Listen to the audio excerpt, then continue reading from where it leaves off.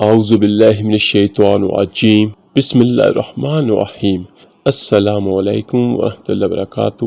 میرے عزیز بھائیو بہنوں اور بچوں، صبح کو سورج نکلنے کے بعد جو بھی اللہ کا بندے اللہ کی بندی اس سورت کو 7 بار پڑھے گا، انشاءاللہ اس کی 7 نسلوں سے کبھی نہ ختم ہونے والا رزق عطا کرے گا۔ سورج نکلنے کے بعد جو قرآن کی یہ سورت پڑھتا ہے تو اللہ پاک اپنی رحمت سے اس کی ہزاروں حاجات کو پورا کرتا ہے۔ اللہ پاک اسے غیب سے رزق دیتا ہے، اللہ پاک اسے اتنا رزق دیتا ہے کہ اس کی نسلیں بھی مالا مال ہو جاتی ہیں۔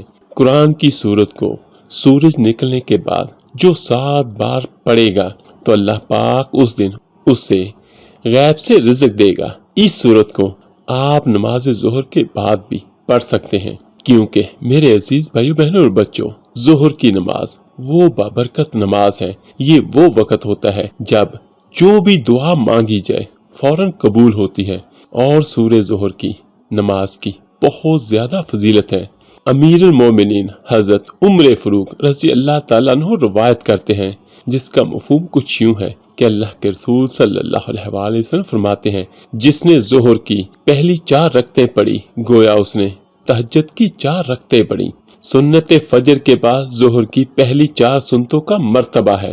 حدیث میں خاص ان کے بارے میں ارشاد ہے کہ اللہ کے رسول صلی اللہ علیہ وآلہ وسلم نے فرمایا کہ جو انہیں ترک کرے گا اسے میری شفاعت نصیب نہ ہوگی۔ تو جو بھی کوئی قرآن کی یہ سورت ظہر کی 4 سنتوں کے بعد پڑھے گا اور اس کے بعد جب وہ دعا کے لیے اللہ تعالیٰ کے سامنے ہاتھ اٹھائے گا تو جو بھی مانگے گا اسے ملے گا۔ میرے عزیز بھائیو بہنوں اور بچوں، اس سورت کی فضیلت کے بارے میں یہ آتا ہے کہ جب یہ سورت نازل ہوئی تو اللہ کے رسول صلی اللہ علیہ وآلہ وسلم نے اپنی لخت جگر سیدہ فاطمہ رضی اللہ تعالی عنہا کو بلایا اور فرمایا، مجھے میرے جانے کا وقت آ گیا ہے۔ تو سیدہ زہرا رضی اللہ تعالی عنہا رونے لگی، پھر یکا یک ہنس دی۔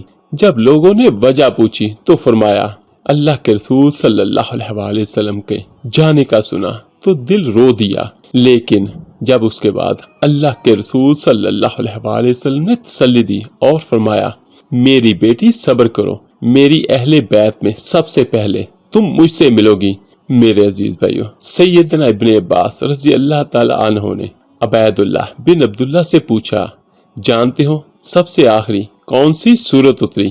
جواب دیا کہ ہاں یہی سورت اذا جاء۔ تو آپ نے فرمایا تم سچے ہو۔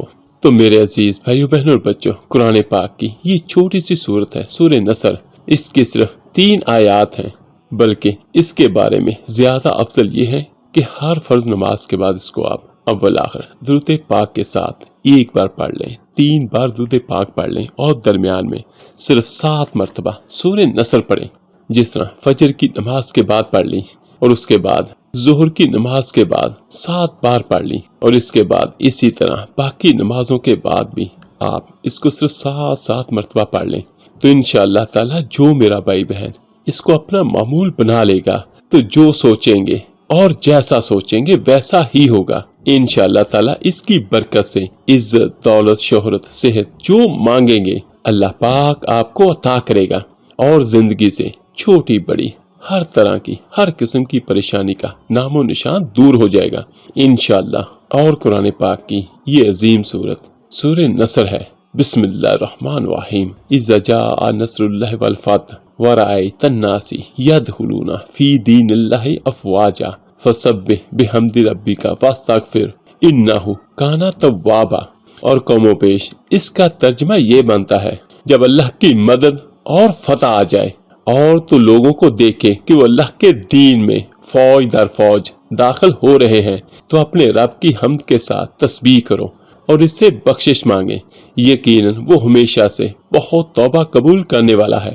میرے عزیز بھائیو بہنوں اور بچوں، کوشش کریں اس کو خود بھی پڑھیں اور اپنے عزیز و اقارب کے ساتھ بھی اس کو شیئر کیجیے گا۔ چھوٹی سی صورت ہے لیکن اس کے فائدے یقیناً بہت بڑے ہیں۔ اللہ پاک سے دعا ہے اللہ تعالیٰ میرے بھائی بہن کی ہر دعا کو ہونٹوں پہ آنے سے پہلے ہی اللہ پاک اپنی رحمت سے قبول فرمائے، آمین ثم آمین۔ تو ملتے ہیں جلدی انشاءاللہ ایک نئی ویڈیو عمل کے ساتھ۔ اللہ پاک آپ سب کا حامی و ناصر ہو۔ اللہ حافظ۔